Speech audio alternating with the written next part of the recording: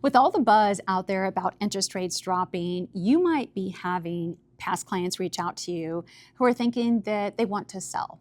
I've had 3 of these conversations in the last 2 weeks, and it occurred to me that there might be some knowledge here from just how to walk through the numbers and some things to ask, especially if somebody has only been in their home loan or their home and did low down payment.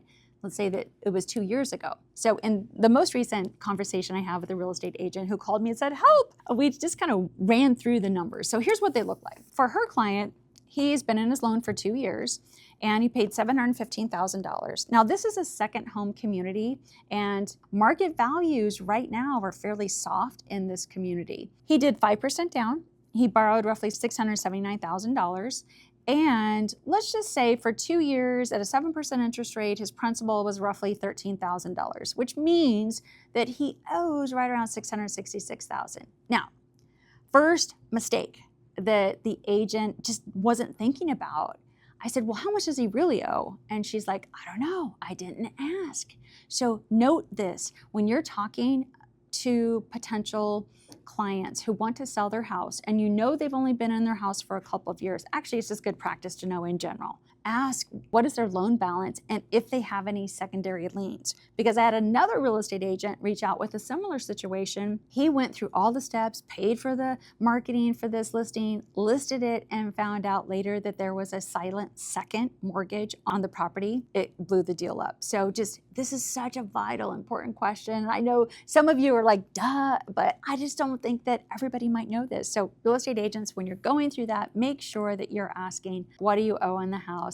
And do you have a home equity line of credit? Do you have a pool loan, home improvement loan, any type of secondary financing that's tied to the lien on that property? Because you're going to want to calculate that as you start to go through this math. Okay, so in her situation, she's like, Kelly, I think at best I can get $700,000 for it. Again, soft market, timing of the year, second home community, all the things. Oh, also, by the way, he didn't use her on the purchase 2 years ago. He used a family member who just got his real estate license and really didn't kind of dive into comparables back then. So she thinks she can sell it for roughly $700,000. I'm like, okay, well, let's do the math.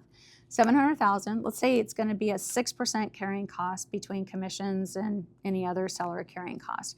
We're going to net out 42 grand, which means that the net proceeds with an assumption of a $700,000 price point. This isn't counting any seller credits towards the buyer's closing costs, none of that. And we're also assuming the house appraises at $700,000. So in this situation, the seller would net roughly $658,000 minus their current loan balance. So in our scenario, we're saying, hey, we're thinking that based on our numbers, he owes roughly $666,000, which means that in this scenario, he would have to be prepared to come to closing with roughly $8,000. And like her eyes were like, what? The whole purpose of selling is he's wanting to reduce his monthly carrying cost. So when we get into this, it's just that kind of, conversation. And she's like, oh my gosh, this was so helpful. And I'm like, hey, by the way, this number will change if the market value changes. So maybe she is off and maybe based on the current market, you can only sell it for $690 or $680. Then that means that cash to close figure is going to increase if in fact he really wants to sell. So, 3 of these conversations over the last couple weeks, there might be an opportunity just to share this information and know that we're here to help you through this. I realize that this type of kind of analysis just doesn't always come natural to real estate agents, and that's okay. I mean, we are here as your partner to help you walk through this so you have awareness and can really be the guide to your potential seller. Now, she's like, well, what does he do? Maybe he should just refinance. And I said, well, he's in a conventional loan. So market value is also going to drive whether refinancing makes sense for him. He may have to go into closing with funds to close if the market value is, in fact, in our scenario, $700,000, and he only owes $666. If that amount is more or less, if he's trying to roll in closing costs, all of these things add up. So refinancing may not be a solution for him, but it could be in a different scenario, not the scenario. So, she's like, okay, now what? What do I tell him? Because he's a friend of hers. And I said, well, if he really wants to reduce his carrying cost, it may be something to consider to rent it out. Can he do that either in a long-term rental or a short-term type of Airbnb scenario? At least that would help him reduce his overall expenditure on this type of asset and bring in some revenue to offset it until the point that market values start to turn. We all know this, the market demand and buyer demand, especially in these second home communities, starts to get hot, kind of spring, summer.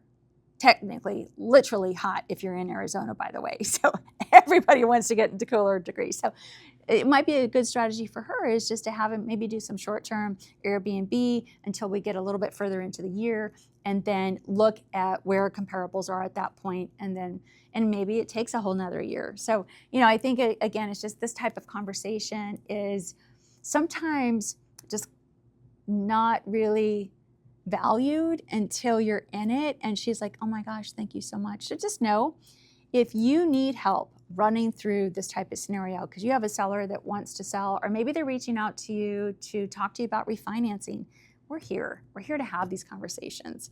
So schedule a call in the link below. Honestly, this can be a 15, 20-minute call. We'll kind of walk you through on a very high level what it might look like, and then we can get into next steps to really help you help your past clients.